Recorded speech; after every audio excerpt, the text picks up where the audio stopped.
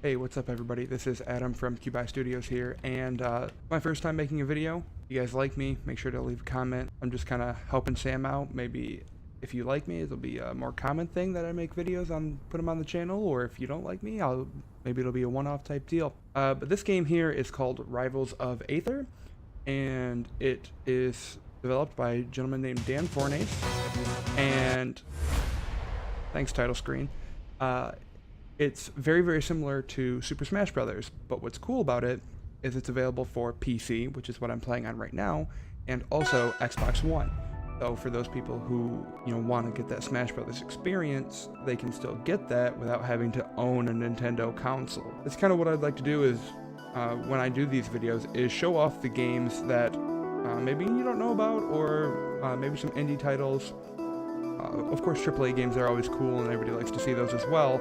I know Sam likes to do a lot of Yu-Gi-Oh content, and he's a big Overwatch fan. I'm also an Overwatch fan as well. But I feel like it would be a really great opportunity to give a spotlight to some of the more indie titles as well.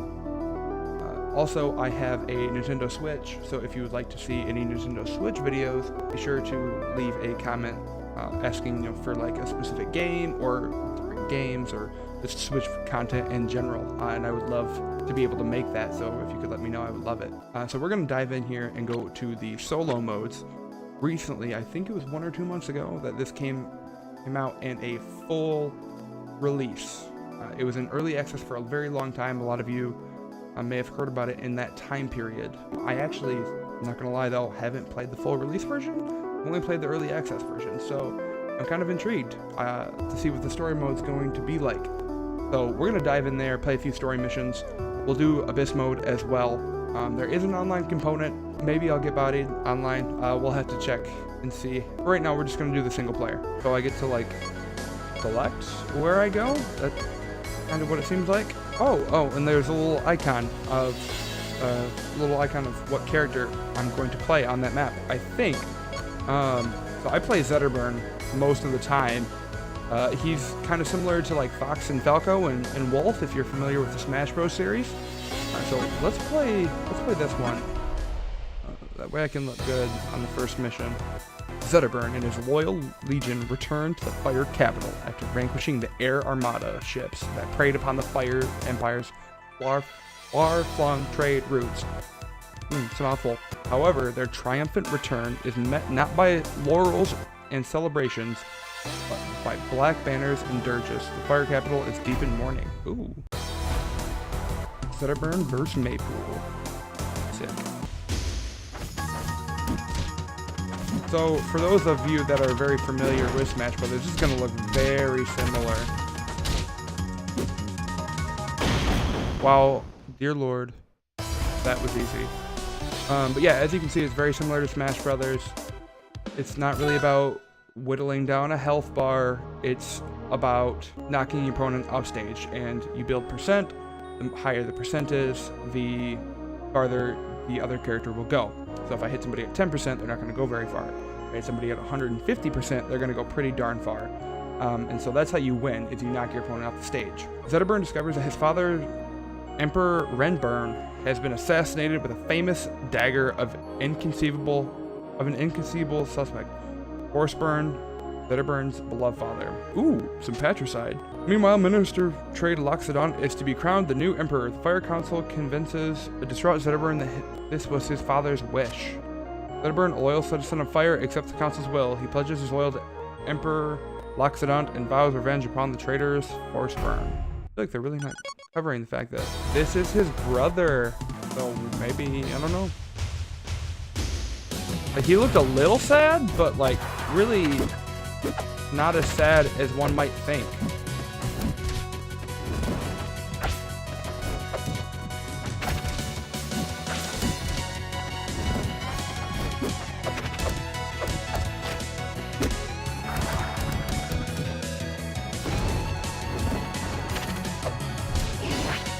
Boom, got him. I feel like this is on like easy mode or something, because this is not very difficult. Horseburn materializes in Zetterburn's imperial chambers. Horseburn pleads for his brother's aid and accuses the council of murdering their father. He looks like so sad. Like, bro, I swear it wasn't me. Certain of Frostburn's guilt, Zetterburn flies into a rage, attacking his once beloved brother. Frostburn barely manages to escape with his life. Oh, so cool. I actually keep the percent I take across these missions. So yes, I have 3 lives, I should say. But every time I get hit, that's gonna carry over.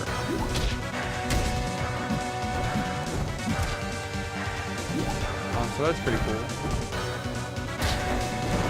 Oh no, I got greedy. Wow, didn't even need it. That's fine. We got there, boys. But this is really easy. Coronation Day dawns. The citizens present Loxodon with the Flame Imperium, a sacred crown torch granting the rule of fire. Zetterburn watches, exhausted and doubtful. Suddenly, a water creature appears and steals the flame. It is the elusive Orcane. Orcane leaps with the flame into a mysterious purple puddle and is gone. Dun, dun, dun. Why am I just suddenly fighting Craig? There's no, like, reason? Doesn't give, like, oh, then Zetterburn found Craig and decided to fight this random guy? Like, okay. I mean, I guess it was that way for Rastor, too, now that I think about it. Well, for Rastor, they're like, oh, you're fighting the Air Armada, so that at least makes a little sense.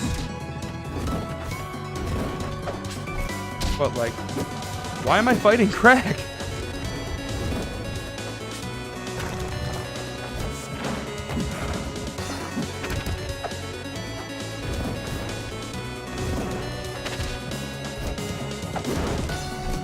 Ooh. Oh, crud.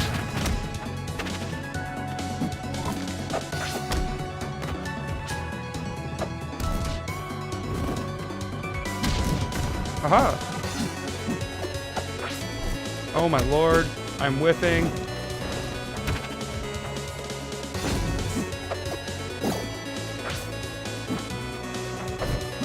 I may be bad, or like the skill ratio, or difficulty level, that's the word, got a lot harder, because holy cannoli. Maybe I'm bad. Alright, let's get rid of that. But yeah, so Craig has like this really cool pillar ability. It's super unique, not really in any game or Smash-like game. I don't know, like some people like to call the genre Smash-like, some people like to call them platform fighters. Whatever. I mean, Smash was the first one to do it, so I definitely see the logic in Smash-like. But I feel like platform fighter, it just kind of fits better. The Fire Council orders Zetterburn to retrieve the flame. Ever loyal, the Fire General unleashes a maelstrom on Merchant Port, the home of Orcane. Zetterburn rampages through the unprepared city until he reaches the docks, where he finds a purple Orcane guarding the ceremonial torch. It's my rival. Meh. So now we're going to fight Orcane.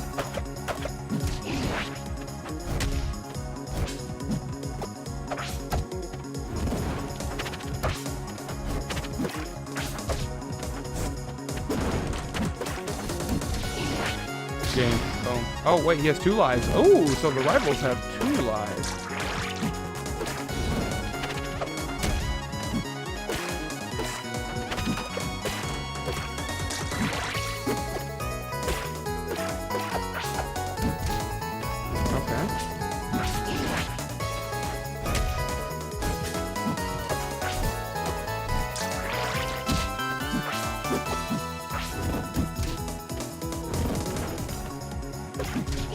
Got him. Let's go. Fire Retail. Oh, wait, you guys can't see my Steam overlay.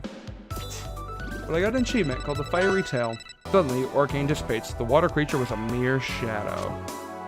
Beset with doubt, his instincts ablaze, Zetterburn's eyes fall on a purple glow and plumes of smoke on the western horizon. The art's pretty cool. A new record. Let's go. I can't tell if that was like silver or platinum though. Cool, so that was chapter 1 of the story mode down. Let's try some versus mode. By versus, I mean not this mode, I mean online multiplayer. We're gonna go into at least one ranked match. I'm going to probably lose, but it's fine, it'll be cool. Oh good, looks like he's playing Maple. Now I need to strike a stage, so that's like a stage I don't want to play on. So I'll just strike that one, I guess. I don't really have a preference on stages in this game. I'm just not that familiar with it. So let's play on this one. I hope I don't get wrecked.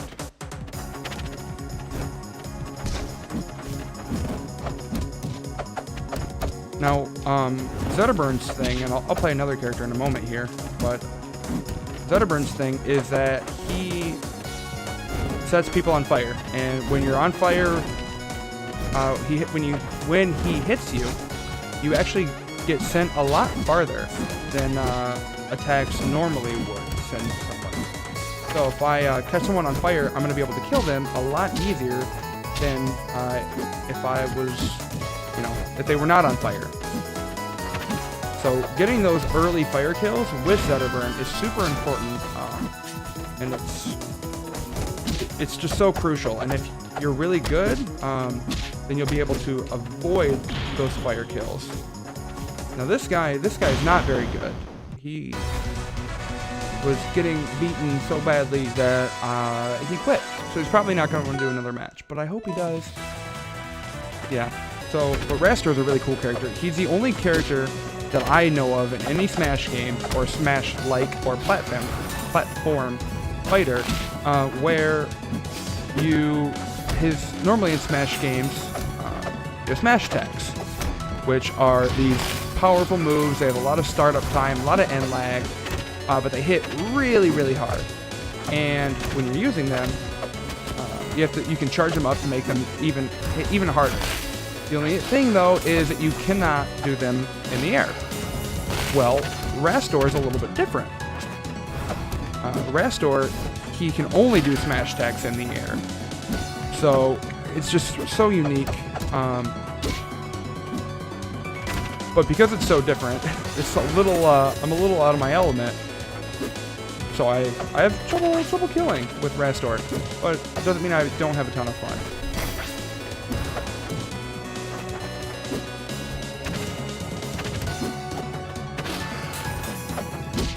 As you can see, he's at 160% at the moment, and I just am struggling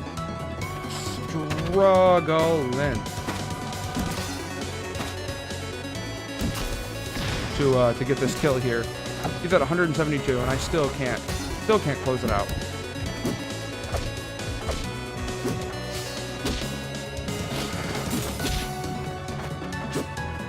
So now you guys know what I meant when I said I am trash with Rastor.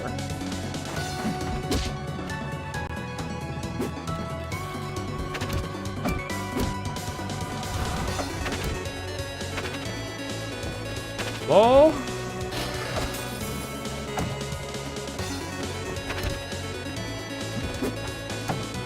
Okay, we got one, boys.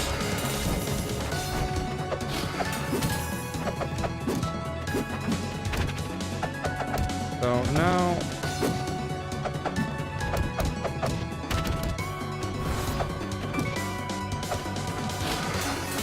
and boom.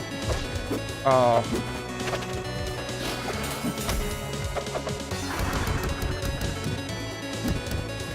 Oh, that move would have been really good to kill with before. Oh, and I'm dead. But that's okay. Ooh, an achievement called the Icy Plummet for that, which is fine. I got styled on to end that, so I think I'm just gonna go. Okay, well it chose for me because I was explaining things. Thanks, game. And Rivals handles these things in a best-of-3 format. And so, if I win this game, then to finish out the 2 out of 3, we'll play one more game, and then it will score us. Probably, it'll take away from the winner, from the loser, I'm sorry, and add score to the winner. And that's how you do the matchmaking, is it tries to grade people based on score. So as you can see, I'm kind of mollywopping this guy with Zetterburn. I don't know if his Crag's really not good. So hopefully my opponent forfeited. Wow. we'll just do another story mode mission as a character I didn't play as. We'll do a story mission with Crag, and Crag's a really cool character. Crag's life is slow and meditative. His people, the wall builders, devote their entire lives to maintaining the Great Rock Wall. They alone wield the power to manipulate great masses of stone. Most wall builders are born on the wall and will circle the whole Aetherian forest 3 times during their lifetime, never setting foot on the ground below. Kind of depressing. Ah, cool. So we fight Zetterburn first. Crag is kind of a slow character, but he hits really hard, and so that's where he makes his money from.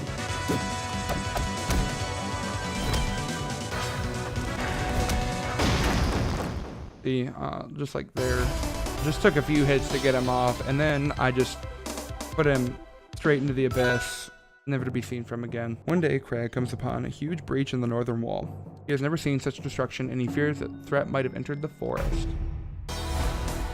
Crag versus Orcane. Okay. See, like, why am I fighting Orcane, though? There's not really a lot of explanation for, like, why these fights are happening, but, like, which would normally be fine. You know, like, Smash Brothers doesn't do that.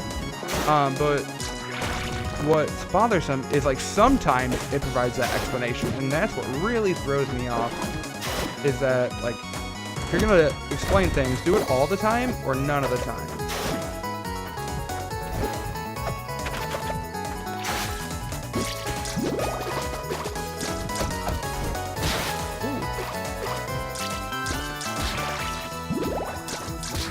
Oh, see, that's actually a move that I'm not even familiar with. They've changed that from the in the early access. His down smash, which is that move right there, that's entirely different from the early access version. So that's kind of cool that, you know, maybe that move wasn't working, or maybe it was too good, and they decided, well, let's there's no real good way to fix it without either having it be just super terrible or super broken, so let's just change it up entirely. Crag summons the rocks to begin repairing the wounded wall, a laborious process. He must heal it quickly to protect the precious Aetherian forces from outside threats. Suddenly, an unthinkable happens. Crag is attacked from inside the wall. See, and now I'm fighting Forceburn. I just get why. I feel like Maple is who attacked him.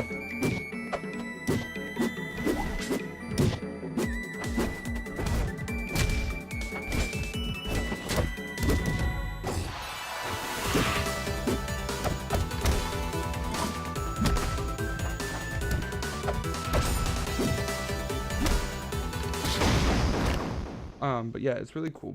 Crag can pick up that stone, he can throw it at you, but I can also hit it, and it will send rocks flying in their direction and deal damage to them as well. Crag's rockbound mind can barely process what he sees. The Great Wall was made to protect the treetop dwellers, but now one of them is mounting an assault from within. But first, I'm gonna fight Rastor, because reasons.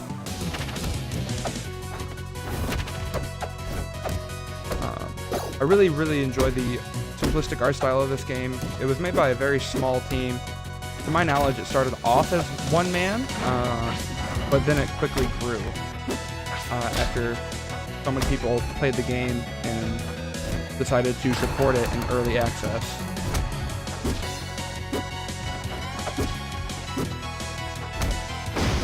Which is really cool. Outraged, Crag steps down off the wall for the first time in his life to confront the treetop traitor, Maypool, vigilante of the forest. Meanwhile, bystanders gather. The treetop dwellers only see Crag trespassing on the forest floor to attack one of their own.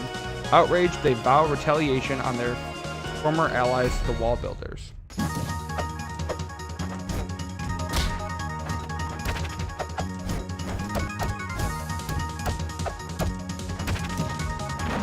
Oh! Almost just killed myself, but, you know, we're living. It's fine.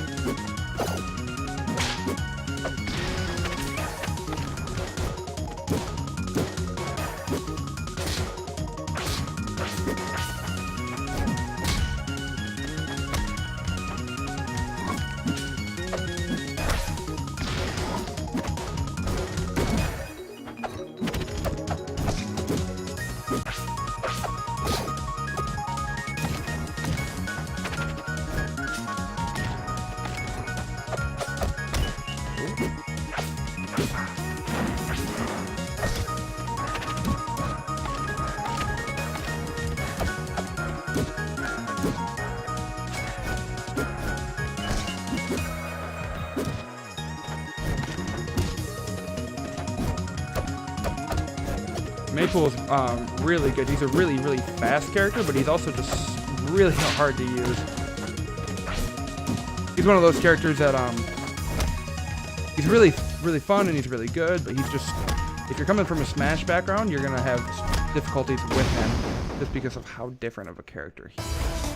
To Craig's amazement, the purple treetop dweller vanishes. May Reed, younger sister of Maypool, approaches and drops a letter to the forest floor. The letter explains that the shadowy warrior couldn't have been the real Maypool, because she left moons ago to find the source of the strange purple disease in the forest. Craig realizes that the only way to protect his beloved wall and forest is to leave them. May Reed sends Lily with Craig to help him track down Maypool on her quest. So that was Rivals of Aether. If you liked it, it's available on Steam and Xbox One. If you're a PC player, I was just using a Xbox One controller. You can use a 360 controller, or you can use a keyboard and mouse to play it. It's a ton of fun, and I really hope you enjoyed this video. If you could leave any feedback, I think it would be just amazing. And if you'd love to see more of me, please leave a comment and make sure you subscribe to Cube Studios. Have a good one. Dude, this boost that I gave this guy, dude, I'm getting the love again. I healed 65% of damage taken. You're welcome, boys.